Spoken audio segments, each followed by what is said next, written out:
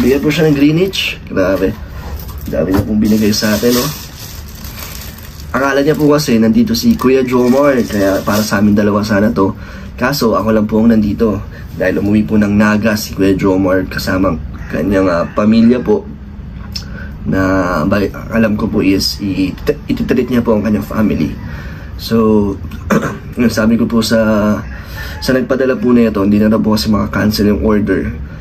Kung sakali, kung payag siya, bigyan ko rin po yung caretaker dito, yung nagbabantay sa ating apartment. Ayun, okay naman daw po kayo, sumasayang naman. So hatian na lang natin po sila para mabigyan din po, para hindi po masayang ang pagkain, kasi hindi ko naman to mauubos lahat po. Napakadami po niyan. Kaya salamat po sa inyo, ma'am, sa inyong binigay po para sa akin, para sa amin ni Kuya Jomar. Thank you sa pagkain po. Kahit na malayo po kayo, ay nagpadala po kayo, na nag-alala po kayo. Salamat po sa inyo. Ayan, ayun sa part 15 talagang gustuin ko man po talaga sumama. Kaso bakit naman po kung pipilitin natin, baka makita nyo rin po sa vlog, hindi nyo rin po magustuhan, diba? Kasi iba yung energy natin, iba yung mga ipakita natin doon. So dapat magaling na po tayo para mabalik po yung saya nyo, yung kilig sa mga pag-uusap namin ni Medit. Kaya sana sa part 16 po ay nandun na po tayo. Pero ayun, salamat pa rin po sa suporta nyo. Kung ano man po yung mga nire-request nyo, sana mabigay po namin yan sa susunod na pagkikita namin. At mansari pa nga daw po, happy 4th mansari pala sa Team Dandit. Salamat po sa mga nagsusuporta, lalo na sa pabahay natin kay Kuya Brooks, kay Alimyon, kay Tita Ana Rita Reyes, at sa iba pa po na community ng Dandit, iba't ibang grupo. Salamat po na nag-aabot kayo ng tulong. Grabe, ang dami nyo na pong naibigay sa ating pabahay. Kaya salamat po sa suporta nyo, napakalaking tulong po nun. Ayun, napanood nyo naman po ating vlog kay Kuya Brooks na talaga ang laki na ng pinagbago. Unti na lang matatapos na po at napakaganda po talaga. Pag naging fully furnished po yun, talagang pwede nang i-ribbon cutting, nakaka-excite po yun. Sana bago bumalik sila Kuya Val ay tapos na yun at ma-ribbon cutting na. Dahil marami na pong nag-aabang na mga supporters na bubisita po doon. Ayun pa sila Auntie Emmy, mga kamag-anak ng Matubang ay pupunta rin doon. At ayun, si Mama at ng kapatid ko ay magbabakasyon din daw this October, sakto sa birthday yata yun ni Kuya Brooks. Grabe, nakaka-excite dahil first time ng mama ko at ng kapatid ko na pupunta dito sa Daet. May papakita natin kung ano ang ating ginagawa dito, paano ang buhay dito sa Daet, diba? Kaya excited din po ako doon na may tour sila, mapakita kung ano yung mga magagandang lugar dito sa sa Daet, or may pasyal pa natin kundi lang sa buong Cam Norte, diba po? At sana yun nga, masulit ang pagbisita nila. So hopefully nga po mga kalingap, tuluyan na po tayong gumaling, para hindi natin alam kung kailan tayo babalik para sa part 16. So basta abangan nyo lang po mga kalingap. Alam nyo naman na hindi po kayo bibigoyin ni Kalingap Rob. Siyempre ako din po sa mga nagsusuporta at nagmamahal sa ating love team. Abangan nyo lang po. Ayun, nahirap nga pong gumalaw ngayon dahil kaliwete tayo, kaya nahirapan tayong kumilos ngayon. Nasanay po tayo siyempre sa kaliwa sa lahat ng bagay. Nahirapan tayong kumain. Ayoko nang pong pwersahin ito kasi lalo siyang mamamaga. Talagang hindi rin po talaga makapwersa. Wala pong pwersa ngayon na masakit talaga. Hindi nga rin po tayo makapag-drive. Wala tayong mapuntahan ngayon. Kaya hindi ko pa mabalikan ang ating mga beneficiary. Pero gusto ko na pong balikan yun. Sila Dana, si Joanna po, dahil magpapasukan na rin silang July. Kailangan natin mabigyan ng mga school supplies ang anak nila ni Kuya JR. Iba pa po natin mga beneficiaries dyan.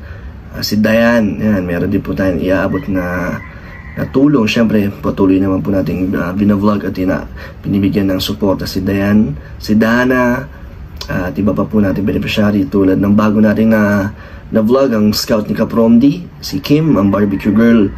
Yun talaga, babalikan po natin talaga yan dahil gusto ko pong matulungan yun dahil deserve po nila. Lalo na po na hanggang August na lang po sila doon sa kanilang tinutuluyan.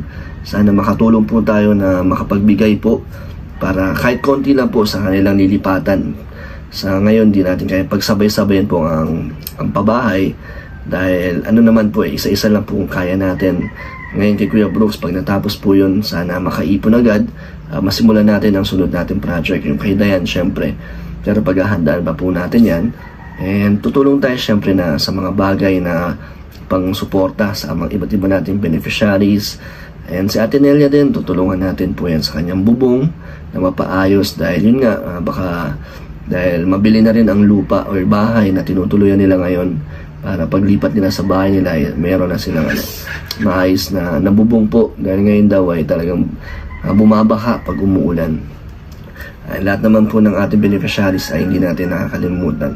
At naghahanap pa po tayo ng iba't iba para makatulong po. Kaya salamat po sa mga nagpapadala ng tulong para sa ating mga beneficiaries. Malaking bagay po yun na dadagdagan po ang ating mga binibigay na tulong. Kaya salamat po sa inyo. Sa inyong tiwala, suporta po sa amin.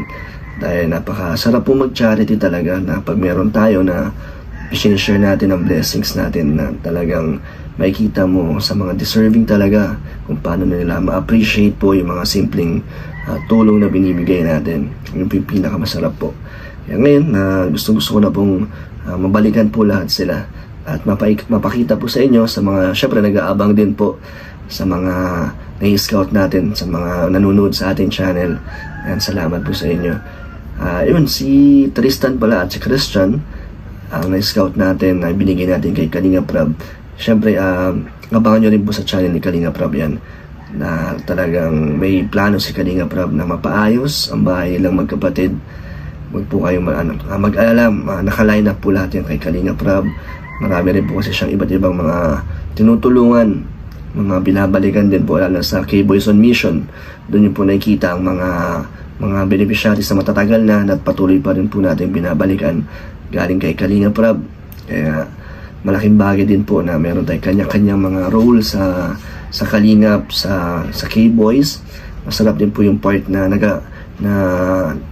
nakikita po namin ang aming bawat role sa aming masarap din po sa aming part na nagagamit bilang staff ni Kalinga Prab na napupuntahan natin ang iba't ibang beneficiary. So yun nga mga Kalingap, update lang po. Siyempre marami po nagtatanong at nagme-message din kasi sa akin kung bakit ba hindi kami nakita or ba't di ako kasama. Baka isipin nyo po ayaw ko na pong sumama doon. Hindi naman po sa ganon. Siyempre hanggat nandyan yung suporta nyo at si Kalinga Prab ay patuloy po sa ating love team. Siyempre tutuloy po natin hanggat nakakatulong po tayo, hanggat na may mga nagmamahal po. Yan, patuloy po tayo sa ating ginagawa. Salamat mga Kalingap. Sana ay gumaling na po tayo para ayun, makapagbigay ulit tayo ng saya sa mga OFW, sa mga seniors, sa mga supporters dyan. And thank you po mga Kalingap at God bless po sa inyo.